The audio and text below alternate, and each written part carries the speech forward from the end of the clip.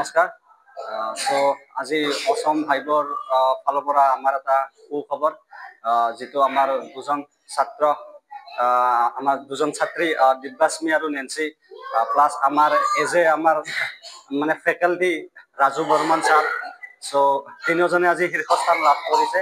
So তাৰ কাৰণে আমি বহুতখিনিয়ে হেপী। প্লাছ এই কম্পিটিশ্যনটো হৈছিল ৱেষ্ট বেংগল, যিটো কম্পিটিশ্যনটোৰ নাম হ'ল West Bengal talent hunt season 3। So এইটো হৈছে ৱেষ্ট বেংগল। এই কম্পিটিশ্যনটো ৱেষ্ট বেংগলত অনুষ্ঠিত হৈছে আৰু কম্পিটিশ্যনটো হ'ল West Bengal talent hunt season 3।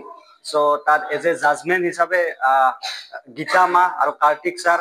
So আজি সিহঁতৰ আগত আমাৰ তিনিজনে মানে শীৰ্ষস্থান দখল কৰিছে। সো এইখিনিৰ কাৰণে বহুত এটা ডাঙৰ কথা।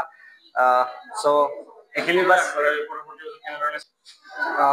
সো আমি আমাৰ অসম ভাইবৰ ফালৰ পৰা আমি এইখিনিয়ে মানে চেষ্টা কৰিছোঁ যাতে আমি ৰিয়েল নলেজ প্লাছ ৰিয়েল বস্তুখিনি আমি দিব ট্ৰাই কৰি আছোঁ।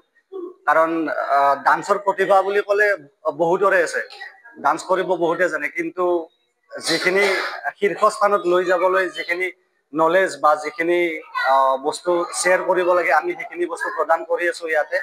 সো বাছ এইখিনি ষ্টাৰ্টিং, আৰু আগলৈ বহুত বাকী আছে। নমস্কাৰ। সো মোৰ নাম হ'ল ৰাজু বৰ্মন আৰু মই West Bengal talent hunt season 3 winner হৈছোঁ। তাতে গৈখিনি মোৰ বহুত ভাল লাগিছে আৰু মানে এটা ভাল এক্সপিৰিয়েঞ্চ মই পাইছোঁ।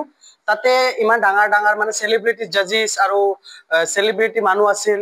মানে মোৰ মানে এনেকুৱা মানে মাইণ্ডত অহাই নাছিল যে মই তাতে গৈখিনি উইনাৰ হ'ব পাৰিম, লগতে মোৰ ষ্টুডেণ্ট কেইটা তাতে গৈখিনি উইনাৰ হ'ব পাৰিব। মানে মোৰ এইটো থিংকিঙত অহাই নাছিল, কিন্তু গৈখিনি উইনাৰ হৈছোঁ। মানে এইটো বহুত ভাল লাগিছে মোৰ, আৰু মই আশা কৰিছোঁ যে ইয়াতকে ডাঙৰ ডাঙৰ যিবিলাক কম্পিটিশ্যন আছে আৰু ৰিয়েলিটি শ্ব' আছে, তাতে মোৰ ষ্টুডেণ্ট কেইটাক লৈ যাব পাৰোঁ আৰু ময়ো তাতে গৈখিনি ভাগ ল'ব পাৰোঁ আৰু উইনাৰ হ'ব পাৰোঁ, আৰু আমাৰ এই পাঠশালা অসম ভাইব ডান্স ষ্টুডিঅ'টো মানে গৌৰৱবোধ কৰিব পাৰোঁ, লগতে আমাৰ গাঁৱৰ আৰু আমাৰ অসমৰ নাম কৰিব পাৰোঁ।